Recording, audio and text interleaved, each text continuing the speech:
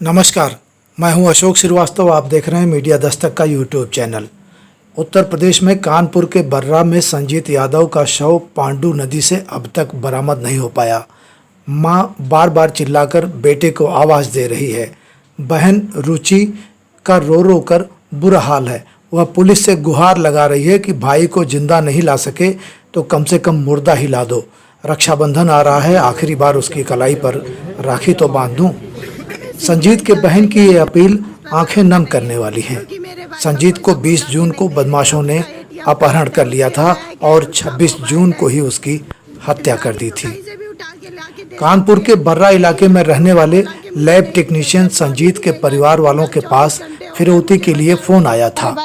30 लाख रुपए फिरौती मांग की गई थी। परिवार का आरोप है कि उन्होंने पुलिस की मौजूदगी में 30 लाख की फिरौती दी। इसके बावजूद उनका बेटा नहीं मिला। रुचि कहती है कि पुलिस से क्या उम्मीद करूं? 1 महीने तक दर दर भटकती रही, लेकिन पुलिस भाई को तलाशने की बजाय उसके और मेरे कैरेक्टर पर ही सवाल उठाती रही। माँ से कहा तुम्हारी बेटी के चक्कर में बेटे को अगवा किया गया है। रुचि ने कहा कि पुलिस वाले कभी धमकाते थे, ज्यादा मत बोलो।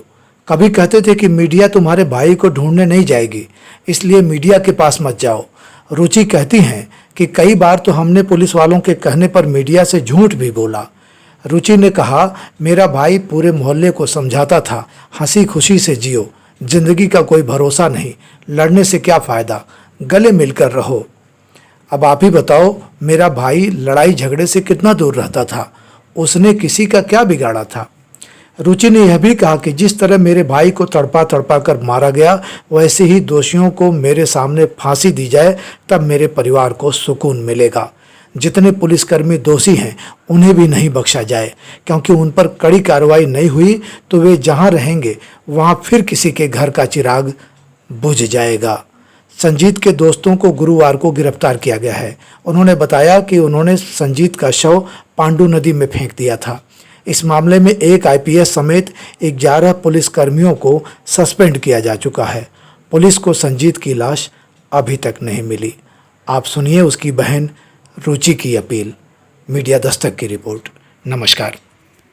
भाई की आपकी हत्या हो गई है, अब क्या मांग है आपकी? सीबीआई जांच चाहिए। हमें यूपी पुलिस पर भरोसा नहीं है, क्योंकि मेरे भाई का कोई सबूत ला के नहीं दे रही है। उसका एटीएम कार्ड है, उसके बैग है, उसका मोबाइल है।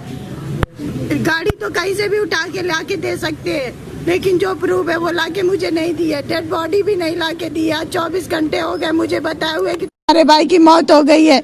मैं तो यही आस करके बैठी हूँ कि कम से कम डेड बॉडी तो दे दे, और जो बेगुनाह लोग हैं उनको सस्पेंड किया जा रहा है, गलत किया जा रहा है। मुझे सरकार से यही अपील है, जो योग्य इंस्पेक्टर थे उनको फिर से ड्यूटी पर लाया जाए।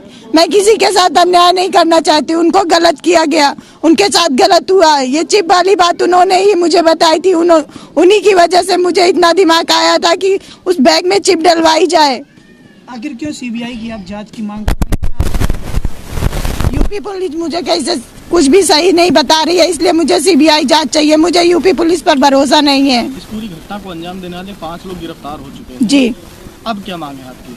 सीबीआई जांच फिर भी मुझे चाहिए, क्योंकि उन चारों का ही बयान सबसे अलग अलग है। कोई कुछ कहता है, कोई कुछ कहता है, कोई कुछ कहता है। मुझे नहीं लगता है कि जो मेन है वो तो अभी पकड़ा ही नहीं गया है।